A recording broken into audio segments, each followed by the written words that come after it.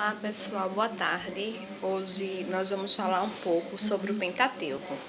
Certo? Um dos livros do Pentateuco, após o Gênesis, falamos um pouco do Gênesis, como se deu a criação do universo. Vamos falar um pouco do Êxodo. Certo? O Êxodo, ele fala da história do servo de Deus, Moisés.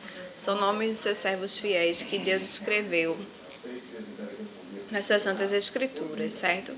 No Êxodo fala da libertação do povo de Deus, da Israel de Deus, do Egito, certo? O povo de Deus, os israelitas, eles viviam escravos nas mãos do faraó, sofrendo, fazendo trabalhos pesados, forçados, sem nenhum tipo de alimentação, em condições precárias, sendo muito maltratados. O que fez o Senhor usar o seu servo Moisés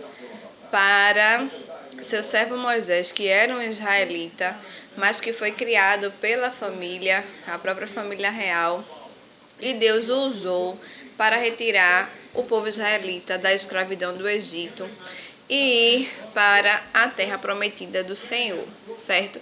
Só que isso durou cerca de 40 anos. Então, esse número 40 anos, 40 dias e 40 dias, novamente, ele aparece muito na Bíblia. A Bíblia não tem nenhuma parte incongruente. Todos os livros, desde o Gênesis ao Apocalipse, eles são totalmente congruentes.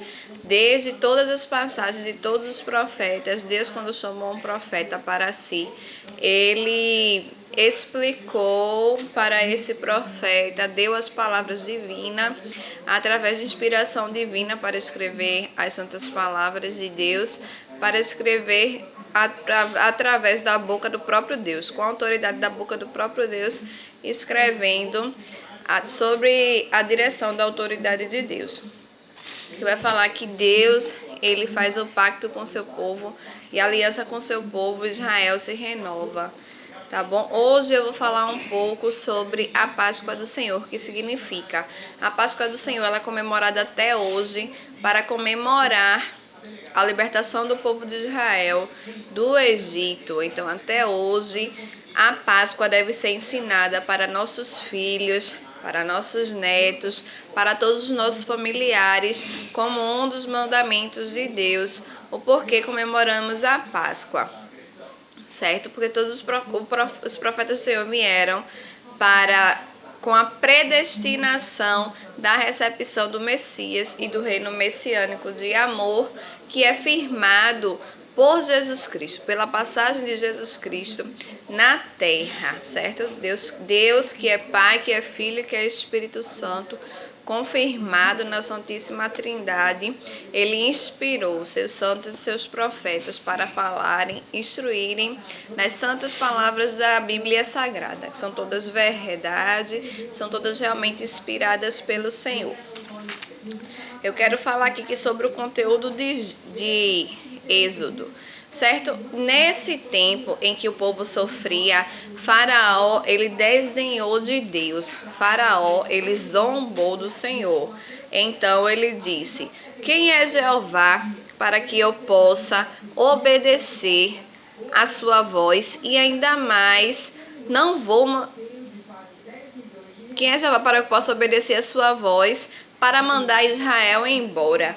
Porque o seu servo Moisés foi lá ao faraó e disse que ele deveria deixar o povo de Israel, os primogênitos de Israel que estavam vivendo cativos, o seu povo, a geração eleita, certo? Estavam vivendo cativos, sofrendo nas mãos do faraó. Então, o faraó desdenhou e Deus mandou as pragas sobre o Egito, sob direção da boca do seu servo Moisés, que subia ao monte e ele tinha todas as palavras orientadas por Deus sobre o que ele deveria fazer.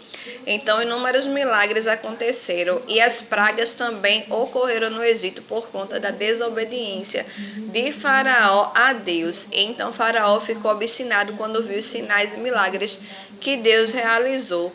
Um deles foi transformando o bastão em cobra.